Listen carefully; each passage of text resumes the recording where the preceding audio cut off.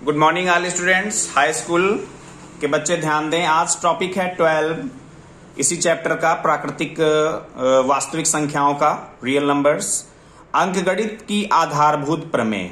बहुत important topic ये भी है कि अंकगणित की आधारभूत प्रमेय क्या होती है, पूछा जाता है एक नंबर में। अंकगणित की आधारभूत प्रमेय क्या है, लिखिए। तो इसमें आपको क्या लिखना है, प्रत्येक भाज्य संख्या। अब यहां पर भाज्य संख्या क्या होती है आगे बताएंगे। प्रत्येक भाज्य संख्या को अभाज्य संख्याओं के, अभाज्य संख्या क्या होती है ये भी आगे आपको अभी बताया जाएगा। छोटी क्लासों में आप पढ़ चुके हैं लेकिन भूल गए होंगे, तो इसलिए मैं इसको दोबारा से रिपीट कर दूंगा। लेकिन अभी आप केवल भाज्य और अभाज्य संख्या सुनिए, आधारभूत प्रमेय में इसका प्रयोग होता है। कोई भी भाज्य संख्या है तो उसको अभाज्य संख्या के एक अद्वितीय गुणनखंड के रूप में व्यक्त किया जा सकता है। इतना आपको ये पढ़ लेना है, समझ लेना है। अब यहां पर हम भाज्य संख्या जानेंगे, अभाज्य संख्या जानेंगे और उस भाज्य संख्या के अद्वितीय गुणनखंड के बारे में जानेंगे कि किस तरीके से उसके अद्वितीय गुणनखंड के रूप में किसी भी भाज्य संख्या को व्यक्त किया जा सकता है। तो नोट डाल के मैंने सबसे पहले यहां पर एक शब्द प्रयोग हुआ है, अद्वितीय गुणनखंड। तो आप जानते हैं फैक्टर जो होते हैं, जैसे 4 के फैक्टर 2 इंटू 2, 6 के factor 2 into 3 and so on. इस तरीके से जो गुणनखंड होते हैं उनको फैक्टर बोलते हैं इंग्लिश में।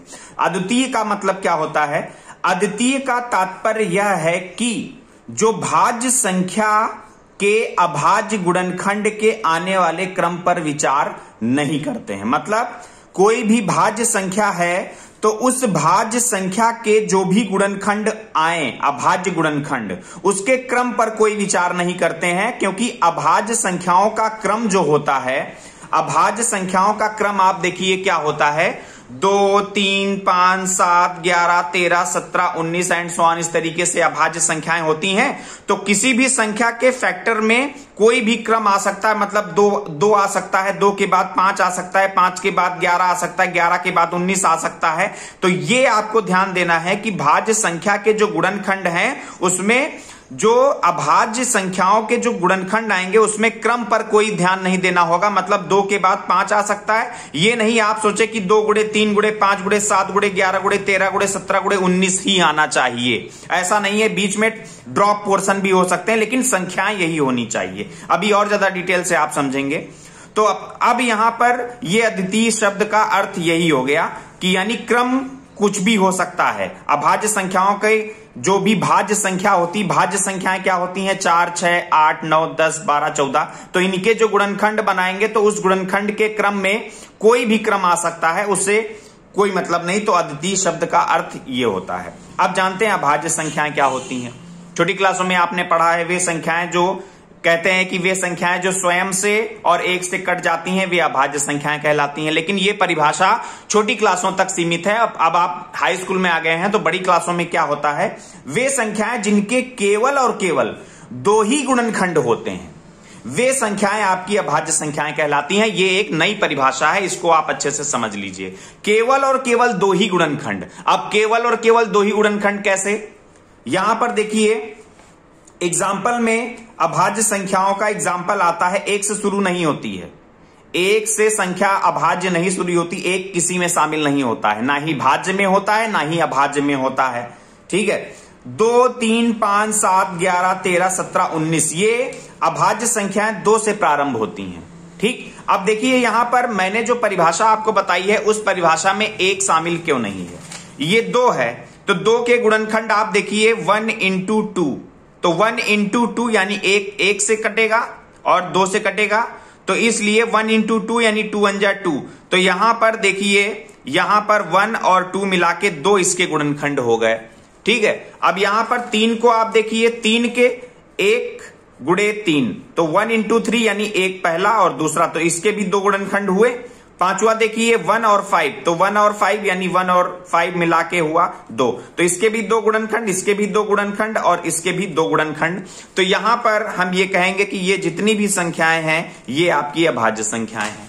अब आ जाते हैं भाज्य संख्याओं में। भाज्य संख्याओं में केवल आपको इतना ध्यान देना है, वे संख्याएं जिनके 2 से अधिक गुणनखंड हों, 2 से अधिक गुणनखंड हों। अब देखिए एग्जाम्पल में ना ही 1 होगा, ना 2 होगा, ना 3 होगा, क्योंकि 1 तो किसी में शामिल नहीं होता है। उसके बाद 2 आपका भाज्य अभाज्य में आता है, 3 भी आपका अभाज्य में आता है। तो अब प्रारंभ होती है संख्या 4 से, 4, फिर उसके बाद 5 आपका अभाज्य हो जाता है, फिर 6, 7 आपका अभाज्य हो जाता है, फिर 8, फिर 9 कट जाता है, 10, फिर 11 आपका अभाज्य हो गया, फिर 12, फिर 13 अभाज्य हो गया, फिर 14 एंड सो ऑन इस तरीके से 15, फिर 16, फिर 17 आपका अभाज्य हो गया, फिर 18, फिर 19 अभाज्य हो गया, फिर 20 एंड सो ऑन इस तरीके से आगे तो बना ही लेंगे। अब यहां पे समझिए कि 2 से अधिक फैक्टर कैसे हो गए इसके। 4 है, हमने पहली संख्या ली, तो 4 को देखिए हम 4 किससे किससे कटता है। गुणनखंड का मतलब यह होता है कि वे संख्याएं जिससे कोई भी संख्या कट जाती है। तो 4 1 से कटता है, 4 2 से कटता है, और 4 4 से भी कटता है, स्वयं से भी कटता है। तो यहां पे देखिए 1 2 और 3, तो इसके 3 फैक्टर हो गए। तो जब इसके 3 फैक्टर हो गए यानी 3 संख्याओं से ये कट जाता है, तो इसलिए हम कहेंगे कि 4 आपकी भाज्य संख्या है। अब 6 देख लीजिए, 1 से कटेगा, 2 से कटेगा, 3 से कटेगा और 6 से भी कटेगा। तो 1 2 3 4, तो इसमें यहां पे 4 है, इसमें यहां पे 3 है, तो यानी 2 से तो ज्यादा है ना। अब यहां 8 को भी देख लीजिए, 1 2 4 8, 1 से भी कटता है। तो ये जिससे कटता है वे क्या होते हैं? अपवर्तक होते हैं। यानी आप गुणनखंड ना समझ के आप गुणनखंड की जगह अपवर्तक भी समझ सकते हैं, यानी जिससे वो पूरा पूरा विभाजित हो जाता है, वे अपवर्तक कहलाते हैं। तो 8 के अपवर्तक कौन कौन से? 1 है, 2 है, 4 है और 8 है। तो यहां पर भी 4 हो गए गुणनखंड, तो यानी 4 उससे कटता है, तो ये अपवर्तक इसके हो गए। तो इसलिए ये सभी आपकी भाज्य संख्याएं कहलाएंगी। ये आपको नोट कर लेना है। अब यहां पर देखिए आधारभूत प्रमेय में हम फिर वापस आ जाते हैं। आधारभूत प्रमेय को समझाने के लिए यहां पर आपको 3 बातें मुझे बतानी पड़ गई। अद्वितीय रूप क्या होता है, अभाज्य और भाज्य, ये दोनों एग्जाम्पल मैंने आपको बता दिए, अच्छे से समझा दिए। अब आ जाते हैं आधारभूत प्रमेय, जो यहां पर आपको समझाई गई है कि प्रत्येक भाज्य संख्या, यानी ये जो संख्याएं हैं, ये जो भाज्य संख्याएं हैं, इन संख्याओं को हम अभाज्य संख्याएं, यानी ये जो संख्याएं हैं, इसके अद्वितीय गुणनखंड के रूप में व्यक्त कर सकते हैं। यानी इन संख्याओं के गुणनखंड बनाए तो अद्वितीय गुणनखंड इसके आ जाएंगे। अब देखिए एग्जाम्पल में, जैसे हम यहां पर भाज्य संख्या लेते हैं शुरुआत से, 4, हमने 4 ले लिया, तो आधारभूत प्रमेय के आधार पर 4 को हम लिख सकते हैं 2 की पावर 1 इंटू 2 की पावर 1, यानी 2 की पावर 1 इंटू 2 की पावर 1 का मतलब 2 की घात 2। तो 2 की घात 2 का मतलब यहां पे देखिए 4 को हमने 2 की घात 2 के रूप में लिख दिया। तो 4 आपकी कैसी संख्या है? भाज्य संख्या है। और इस भाज्य संख्या को हमने देखिए अभाज्य संख्या के गुणनखंड के रूप में लिख दिया। कैसे? 2 की घात 2। तो 2 यहां पर क्या है? अभाज्य संख्या है, तो अभाज्य संख्या की घात के रूप में हम लिख सकते हैं। वैसे ही आप 6 का एग्जाम्पल देख लीजिए। 6 को हम लिख सकते हैं 2 इंटू 3, यानी 2 की पावर 1 और 3 की पावर 1। तो 2 की पावर 3 और 3 की पावर 1, सॉरी 2 की पावर 1 इंटू 3 की पावर 1। तो यहां पे देखिए 2 और 3 आया है, 2 भी आपका अभाज्य है और 3 भी आपका अभाज्य है। तो 2 और 3 यहां पे देखिए दोनों शामिल हैं। तो यहां पर 2 और 3 अभाज्य संख्याओं की घात के रूप में है कि नहीं है? 2 की घात और 3 की घात अभाज्य संख्याओं की घात के रूप में है। अब 8 को देख लीजिए, 2 इंटू 2 इंटू 2, यानी 2 की पावर 1, 2 की पावर 1, 2 की पावर 1, यानी 2 की घात 3। तो 2 की घात 3 का मतलब यहां पर देखिए 2 तो आपका अभाज्य संख्या है ना। तो अभाज्य यानी किसी भी भाज्य संख्या को अभाज्य संख्या की घात के रूप में व्यक्त किया जा सकता है। आधारभूत प्रमेय बहुत ही आसान प्रमेय है। अब एग्जाम्पल आप समझ गए होंगे। अब यहां पर आप देखिए, नोट में मैंने एक पॉइंट और आपको लिखा दिया इंपॉर्टेंट। अब देखिए यहां पे किसी भी अभाज्य संख्या को, नोट में केवल इतना ध्यान रखिएगा, किसी भी अभाज्य संख्या को, यानी ये जितनी भी अनंत तक अभाज्य संख्याएं, इसी क्रम में आप लिखते चले जाएं तो अभाज्य संख्याओं का क्रम मिलता चला जाएगा। किसी भी अभाज्य संख्या को भाज्य संख्या की घात n, यानी उस भाज्य संख्या की घात n के रूप में लिख सकते हैं, जहां n क्या है? अब भाज्य, देखो अभाज्य संख्या और भाज्य संख्या तो आप समझ रहे हैं, लेकिन भाज्य संख्या की घात n के रूप में लिख सकते हैं। तो जहां n एक प्राकृतिक संख्या है, जहां n एक प्राकृतिक संख्या है, तो प्राकृतिक संख्या का मतलब n बराबर 1 2 3 4 एंड सो ऑन, अनंत तक ये जाएगा, क्योंकि प्राकृतिक संख्या 1 से शुरू होती है, अनंत तक जाती है।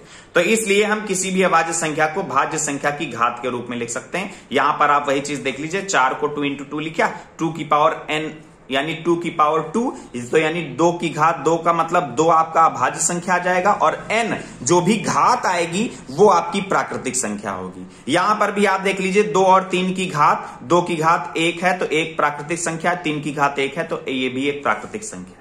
यहां पर 2 की घात 3 आया तो 3 भी एक प्राकृतिक संख्या है। यानी अभाज्य संख्या के गुणनखंड में भाज्य संख्या की घात जो भी होगी वो प्राकृतिक संख्या होगी, शून्य नहीं होगी। इतना ध्यान रखिएगा। ओके स्टूडेंट्स, तो आज के लिए इतना ही टॉपिक है। कल इसी से रिलेटेड आपको एलसीएम और यानी अभाज्य गुणनखंड के रूप में लासा और मासा बताया जाएगा। इसी टॉपिक को समझाने के लिए ये टॉपिक आज आपको समझाना पड़ गया अच्छे से। तो ये टॉपिक पूरा आपको फेयर पे उतार लेना है अच्छे से, और इसी तरीके से आपको याद कर लेना है, समझ लेना है अच्छे से। कोई भी दिक्कत होगी तो आप कमेंट में लिखिएगा, आपको और डिटेल से बता दिया जाएगा। Okay students, thank you.